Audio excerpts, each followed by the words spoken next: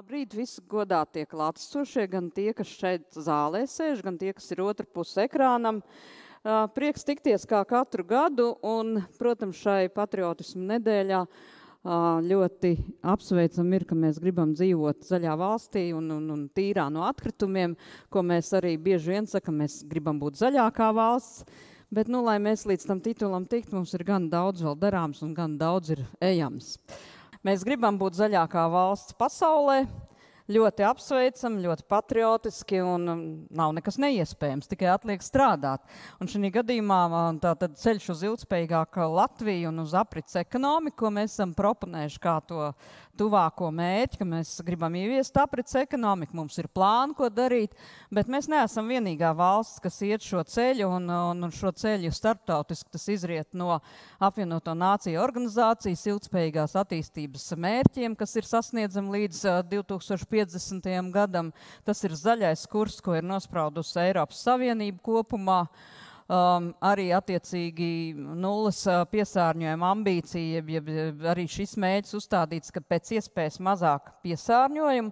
Un, protams, mēs varam uzreiz saprast, ka līdz nullē jau mēs nekad nenonāksim, jo mēs savās darbībās visu laiku kaut kādas pēdas atstājam vidē.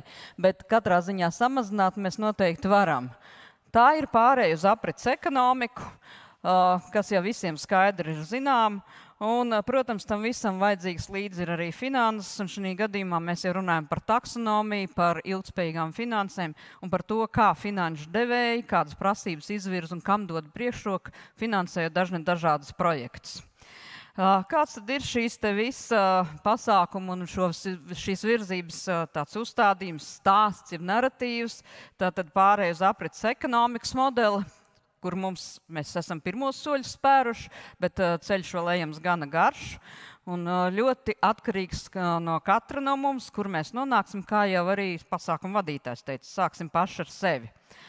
Un tas nozīmē, ka mums ir daudz efektīvāk jāizmanto resursi, un jāveido šī atsaiste no ekonomiskās izaugsmas, lai nav tā, ka mēs ekonomiski augam, vienlaiks arī pieaug resursu izmantošana, tā nav efektivitāte. Diemžēl mēs vēl joprojām turamies šeit ciešajā sakabē, bet tas ir viens no svarīgākajiem soļiem, kā aiziet prom no tā un kā tad resursi tiek izmantot mazāk, tā tad efektīvāk, bet izaugsme notiek. Tas ir piesārņojuma novēršana, ko jau minēju, pēc iespējas cik vien varam, tātad jau domājot, plānojot savas darbības, skatīties, kā mēs viņas darīsim, kāds būs piesārņojums vidē, kas pēc mums paliks, kāda tad būs tā mūsu pēda.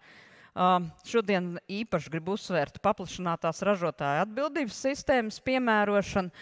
Kā redzams, tad jāatzīst, ka šis process ar vienu vairāk un plašāk attīstās. Ja mēs atceramies 2001. gads, kad Latvijā sāka vispār piemērot ražotāja atbildības sistēmas principu, tātad sākumā tas bija tikai un vienīgi iepakojums, tad tam pievienojās vidēji kaitīgās preces, tādas kā elektroniskās un elektriskās iekārtas, baterijas un akumulātori un tā tālāk, riepas.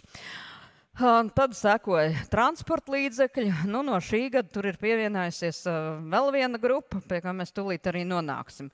Un, protams, viens no aprits ekonomikas stūrakmeņiem ir atkrituma apsaimniekošana. Bet tas nav vienīgais, nav pats svarīgākais, bet ļoti būtisks.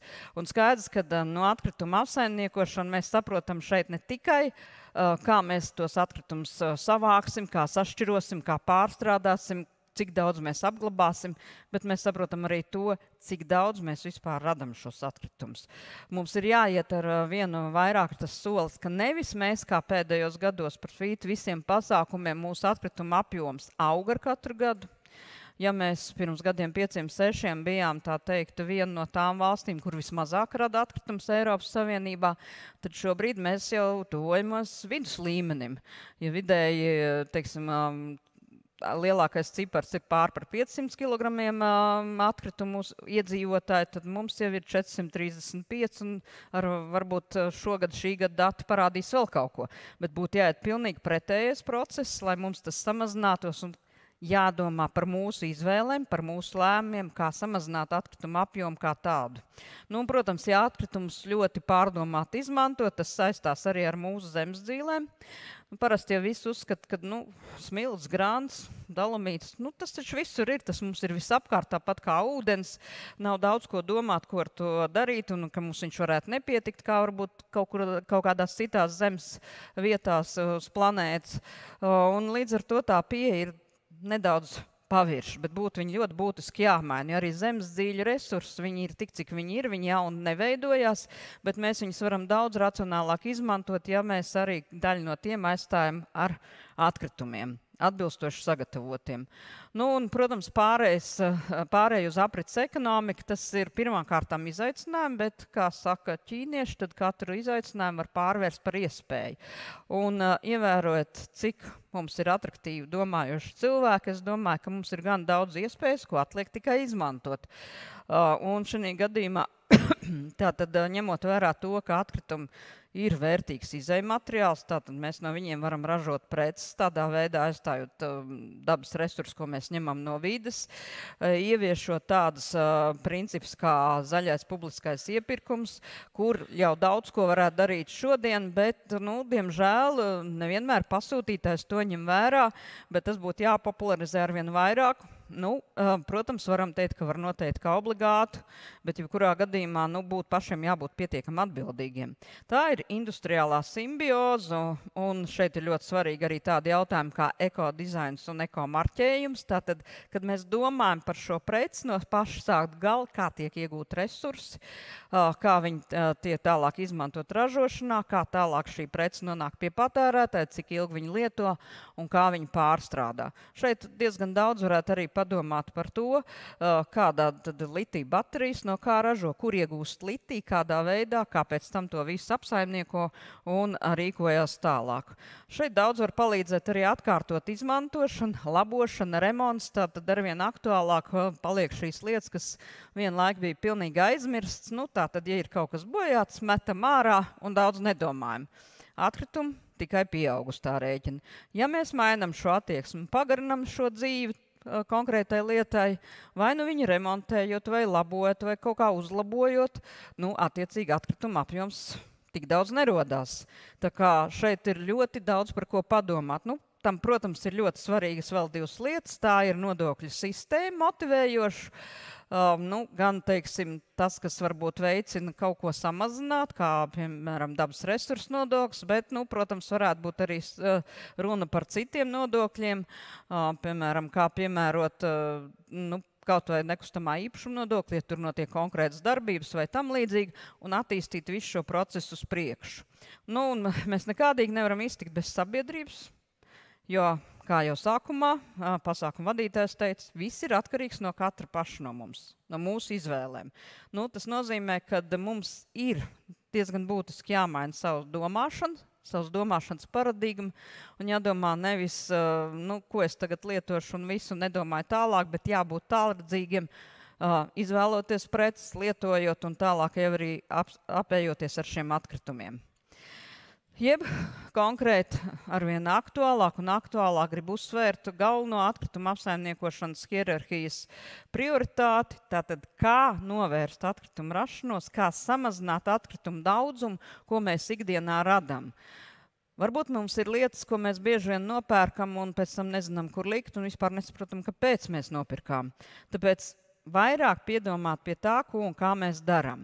Bet atgriežoties pie ražotāja atbildības sistēmām, kā jau teicu, tātad sākumā sāka darboties iepakojuma jomā šis, tātad uz doto brīdi mēs runājam arī par vidē kaitīgām precēm, elektriskām un elektroniskām iekārtām, tai skaitā par transporta līdzekļiem, bet ne gluži visiem, bet tātad uz tiem, uz kuriem attiecās nolietoto transporta līdzekļu apsaimniekošanas likums. Tātad pamatā uz viegliem automašīnām, kvadricikliem, tricikliem, transporta līdzekļiem, kuros var pārvadāt līdz 8 pasažieriem.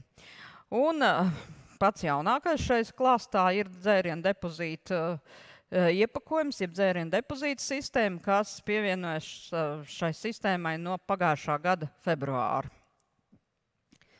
Kas ir ieviešanas stadijā, kā es minēju, tad ražotāju paplašinātās atbildības principu ieviešana arvien vairāk paplašinās un plašāk tiek noteikti. Šobrīd to jau izvērtē, vai nevajadzētu ūdeņa aizsardzības jomā ieviest un tam līdzīgi.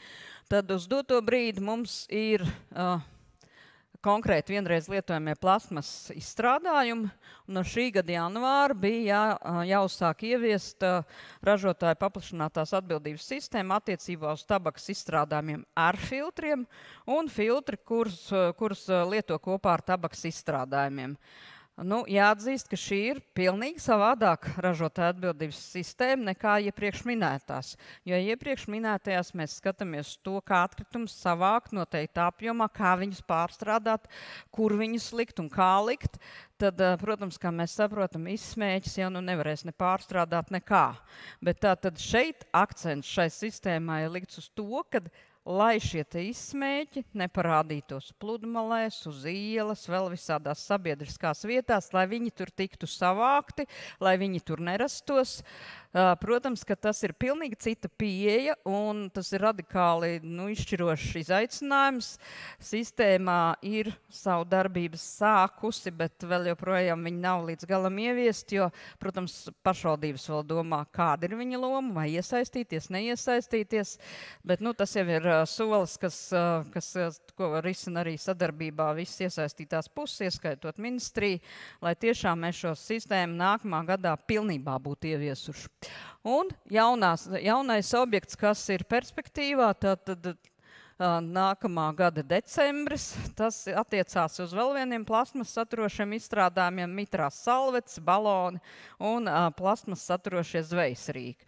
Es uzreiz gribētu teikt, ka te būtu jāsadala divās daļās, jo, protams, mitrās salvetes un baloni, tas būs tas pats, kas tabakas izstrādājumi ar filtriem, tāpat pieeja, savukārt plasmas saturošie zvejsrīki, tur jau varētu būt līdzīgi, kā tas ir iepakojuma gadījumā, jo tur ir arī detaļas, kuras ir pārstrādājums, varbūt ne gluži viss, bet tomēr ir iespējas jau atrisināt un risināt to tālāk. Un vēl viens, mēs jau redzam arī bildi uz ekrāna. Tātad plānots ražotāja atbildības sistēma ieviest arī tekstilu izstrādājumiem. Par to jau mēs runājam vairāk kā 3 gadus.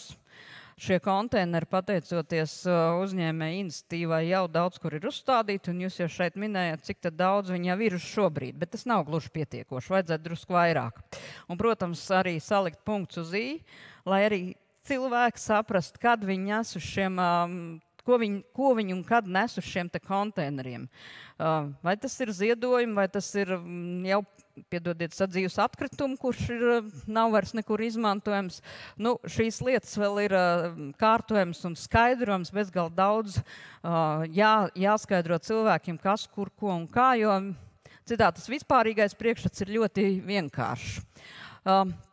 Principiāli uzreiz jāsaka, šī te dalītā vākšana attiecībā uz tekstilu izstrādājumiem jāievieš Latvijā jau kopš šī gada sākuma, respektīvi tā ir konteineru uzlikšana, bet, protams, ar to vien nepietiek. Ir jābūt arī pārējiem soļiem, un faktiski tas nozīmē grozījums dabas resursu nodokļu likumā, kas tika izstrādāt jau pirms 3 gadiem, bet, līdz Saeimai nonāca tikai šogad, un šodien deputāti Saeimā balso pirmajā lasījumā par šo likumprojektu.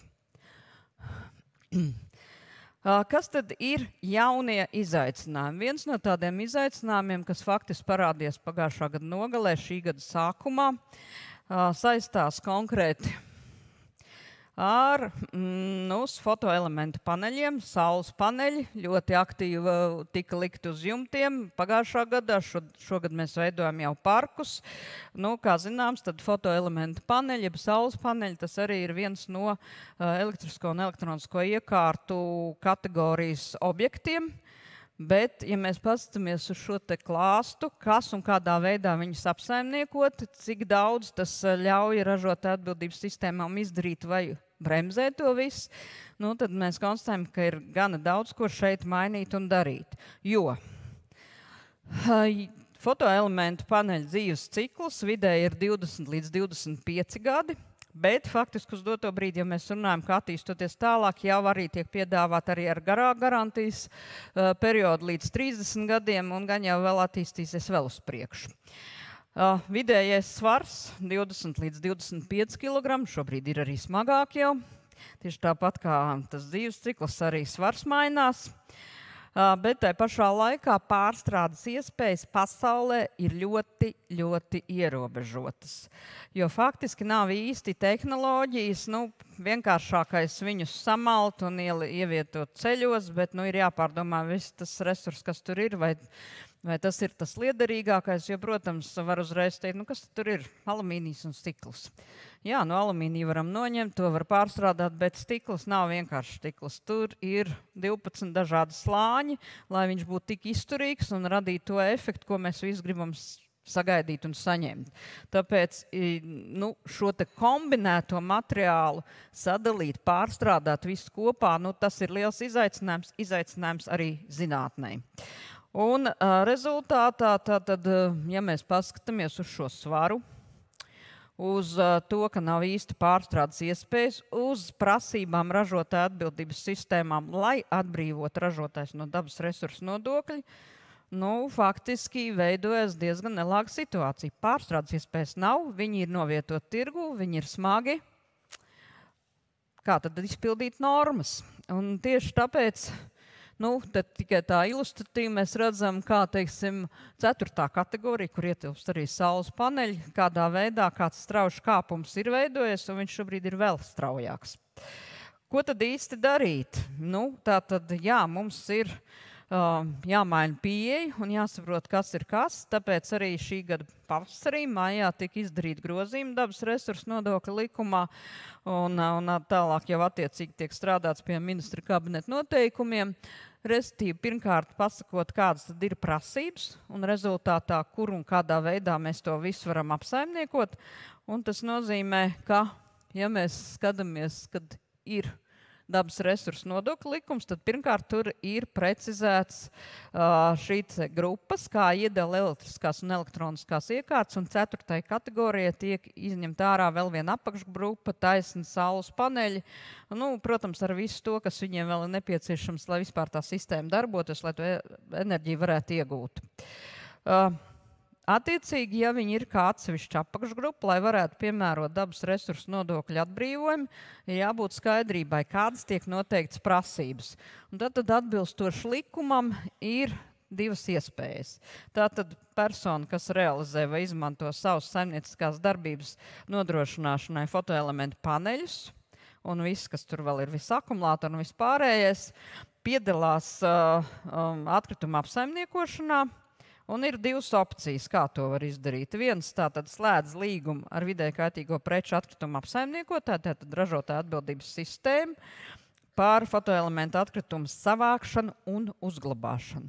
Tas nozīmē, ka kamēr nav pārstrādes iespējas, ražotāja atbildības sistēmas komersantam ir jānodrošina, ka šis te bojātais saules panelis tiek pieņemts un uzglabāts drošā veidā, konkrēti vai tas ir atkrituma poligonā vai citā vietā, kas tam speciāli izveidot.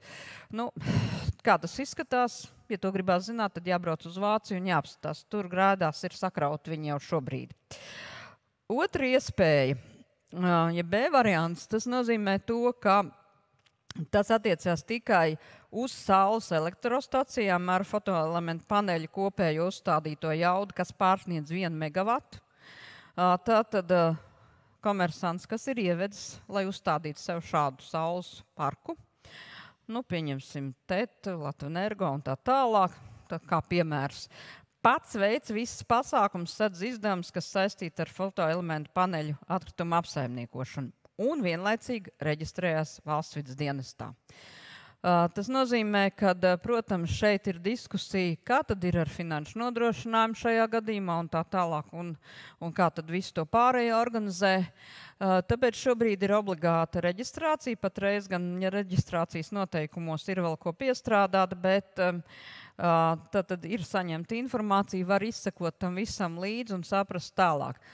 Šis viss ir pagaidu variants, jo mēs ļoti ceram, un to rāda arī praksa, ka tie risinājumi par pārstrādu vai kāda veida apstrādi noteikti būs. Tas ir tikai laika jautājums.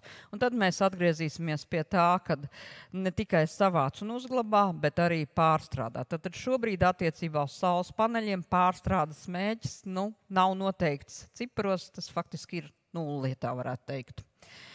Un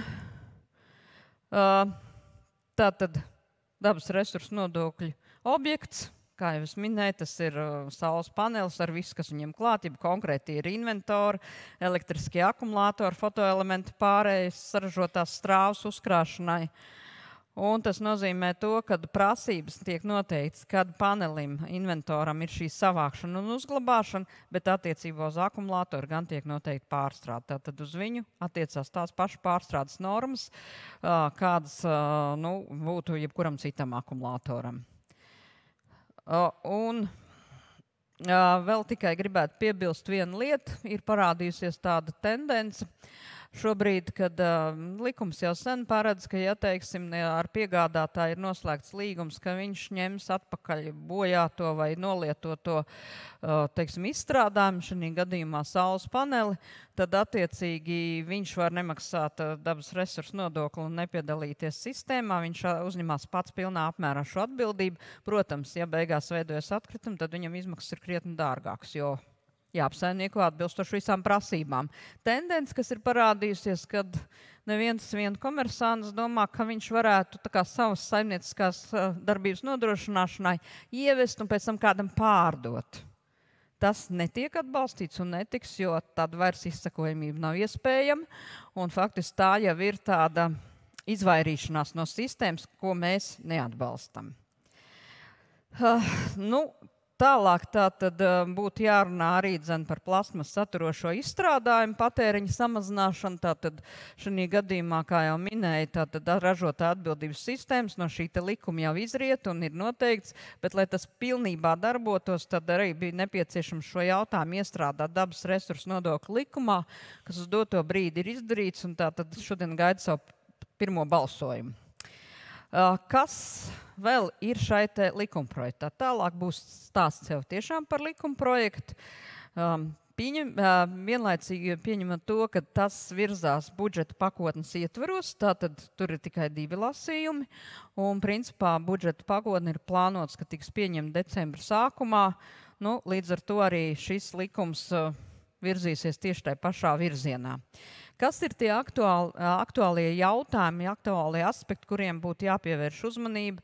Protams, tas vēl ir likumprojekts, bet no 1. janvāra dažiem objektiem arī bišķiņ vēlāk šis tas mainīsies, tāpēc ir svarīgi to zināt saulaicīgi. Lai gan principā mēs jau par to runājam 3 gadus. Pirmkārt, tātad tiek jauni objekti noteikti, jau pieminētie vienreiz lietojamie plasmas saturošie izstrādājumi, respektīvi, ja nav ražotāja atbildības sistēmā dalība, tad ir jāmaksā nodoklis. Tas vairāk šī gadījumā ir kā sots.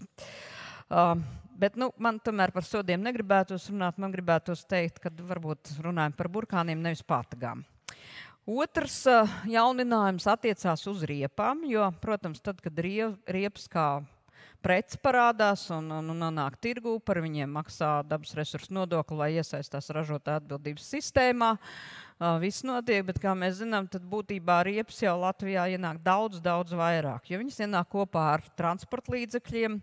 Un, ja teiksim, vieglajiem transporta līdzekļiem uz viņiem attiecās šis nolietoto transporta līdzekļu likums un arī attiecīgi ražotāja atbildības sistēma kopumā uz visu šo transporta līdzekli, tad mēs saprotam, ka viena daļa riepas paliek ārpusē. Autobus, kravas mašīnas un tā tālāk. Plus vēl arī lauksaimniecības tehnika. Un, lai tomēr izlīdzsvarot šo visu un arī būtu šī atbildība arī par pārējām riepām, tad papildus likumā tiek noteikts arī, ka tie transporta līdzekļi, uz kuriem neatiecās šis te jau pieminētais nolietoto transporta līdzekļu likums, arī tie būs tie, kurus mēs iekļaujam turpmāk uz priekšu dabas resursu nodokļu objektu sarakstā, lai tiešām izlīdzinātu visiem vienādi šīs prasības un arī, lai par šīm riepām būtu samaksāts. Trešā grupa, tas ir tekstilu izstrādājumi, tātad ir noteikts arī attiecīgi regulējums attiecībā uz tekstilu izstrādājumu atkritumu apsaimniekošanu. Tas gan ir praktiski, gan arī līdzvērtīgs un gan arī, varētu teikt, līdzīgs, jo vienāds gluži nav. Attiecīgi, kā tas ir vai iepakojumam, vai videi kaitīgām precēm, tātad ir viss skaidri zināms, kas par ko atbild, kurā brīdī maksā vai nemaksās, tātad saņem atbrīvumu no šī dabas resursu nodokļa. Faktiski sistēma, ko mēs jau vairākus gadus gaidām, lai tiešām to ieviestu pilnā apmērā un attīstītu pilnā apmērā, lai būtu ne tikai konteineri, bet viņi būtu pietiekamā skaitā visā Latvijā un lai būtu skaidrs saprotams, kas par ko atbild un ko kurā var likt iekšā. Vēl pāris lietas, kas izriet no dabas resursu nodokļa likuma, par visas nestāstīšu šodien, jo likumprojekts ir ļoti, ļoti apjomīgs. Tātad izmaiņas ir gana lielas, bet es vairāk runāšu par tām, kas saistās ar ražotāju atbildību un ar nodokļu likmēm. Tātad pirmkārt bija šie jaunie objekti, otrkārt ir paredzēts paaugstināt dabas resursu nodokļu likums par transporta līdzekļiem, reiz 2. Par sadzīves un bīstamo atkritumu apglabāšanu vēl 3 gadus mēs kāpinam šo nodokļu likmi, lai pēc iespējas mazāk mēs šos atkritumus apglabāt poligonos, protams, vienlaicīgi domāt, kādi ir šie atkritumi, vai viņi būs pārstrādājumi, vai viņi būs reģenerējami. Zemes dzīļu resursu ieguvēji, tātad, lai mazāk varbūt mēs lietotu smiltu, grantu un tam līdzīgas resursus tur, kur mēs varam izmantot arī atbilstoši sagatavotus atkritumus. Un ir paredzēts precizēt arī dabas resursu nodokļu likmes par baterijām un akumulatoriem, ievērojot jaunos veidus un formulējumus. Runa ir konkrēti par tām baterijām, ko ievieto hibrīda automobīļos un elektromobīļos. Tātad ļoti specifiskas, ļoti smagas, un līdz ar to arī jāsaprot, kādu piemērot likmi un kādas ir šīs atbildības. Tas vairāk tikai pasaka nianses, tātad saliek punktus uz i. Un vēl viens, kas saistās jau ar iepakojumu. Un tātad tas, uz ko es īpaši vēršu uzmanību, atkal jautājums, kas apspriests jau ir 3 gadus, un 3 gadus mēs maksājam arī Eiropas Savienības kopējā budžetā, respektīvi nodoklis par plastmas un kompozītu iepakojumu. Tātad mēs katru gadu samaksājam Eiropas Savienības kopējā budžetā, bet es uzreiz uzsvēršu, diezgan bieži presē saka sodu. Nē, tas nav sods. Tas ir bišķiņ cits instruments. Tas drīzāk būtu kā nodoklis. 80 eiro cents par katru nepārstrādāto plastmas saturošo iepakojumu. Tā skaitā arī kompozītus. Ko tas nozīmē Latvijas gadījumā? Aprēķinātais vidējais šais 3 gados ir bijis 20 līdz 22 miljoni eiro gadā. Ievērot veselu rindu dažādas nianses, mēs saņemam atlaidi. Atlaidi ir 6 miljoni. Tas nozīmē, ka samaksājam 14 līdz 15 miljonus katru gadu. Bet tā faktiski ir nauda, ko mēs varētu ieguldīt gan jaunu iepakojumu izstrādē, gan iepakojumu pārstrādes jaudu attīstīšanā un sistēmas pilnveidošanā. Tā kā šeit ir mūsu iespējas, kuras atliek izmantot. Un tātad, ja šobrīd to maksā no valsts budžeta, tātad maksā pilnīgi visi. Mēs visi, kas šeit zālē esam. Ieskaitot pat varbūt to onkulīti, kas vispār varbūt nepērk nekādas produktus plasmas iepakumā vai vismaz ļoti minimāli. Viņš maksā tieši tikpat, cik jebkurš cits, kas varbūt lieto lielos apjomos šādas iepakojumus. Un arī, lai veicinātu to, ka ražotājs pārdomā, kādu iepakojumu viņš izvēlās. Un es šeit runāju arī par tirgotājiem. Vai viņš būs šis plasmas iepakojums pārstrādājums vai nebūs pārstrādājums, cik daudz viņi pārstrādās, tad vairāk uzraudzīt arī pašu ražotāju atbildības sistēmas, ne tikai nodot pienākumu. Tad šis maksājums tiek pārnests uz ražotāju un tirgotāju pleciem. Izvēles ir atbilstoši izdarāms. Tas sāksies no nākamā gada 1. jūlija, bet pirmais maksājums būs 25. gada beigas. Tātad par to, kas būs nepārstrādāts vai kas ir nepārstrādājams. Tātad ir iespējas domāt, kā nomainīt savus iepakojumus, kā meklēt pārstrādes iespējas un varbūt samazināt iepakojumu daudzumus. Ja mēs diezgan bieži arī dzirdam no patērētājiem, kāpēc man jāpērk ir konfekti, kas ir iepakot papīrā, kastē, plēvē un vēl nezinu kur. Skaisti, jā, bet cik daudz ir patērēt resursu un vai tas vienmēr ir vajadzīgs? Tas arī ir labs jautājums. Un papildus tātad tiek arī paredzēts, ka tiek paaugstināts, pareizāk sakot, izdalīts atsevišķas grupas un līdz ar to paaugstināts nodokļu likmes par materiāliem, kas faktiski uz to brīdi nav praktiski gandrīz pārstrādājumi vai ļoti grūti pārstrādājumi. Tas ir polistirola masa, putu plasta izējuma materiāli un putu polistirols. Tātad likmes jūs redzat gan augstas, lai motivētu tiešām domāt par citām izvēlēm. Un tātad šeit ir jāsaprot divas daļas. Tūlīt arī mēs jau finalizēsimies, bet tātad pirmām kārtām iepakojums nav pārstrādājums. Ja viņš nav pārstrādājums, tad netiks piemērots nodokļu atbrīvojums par šo iepakojumu.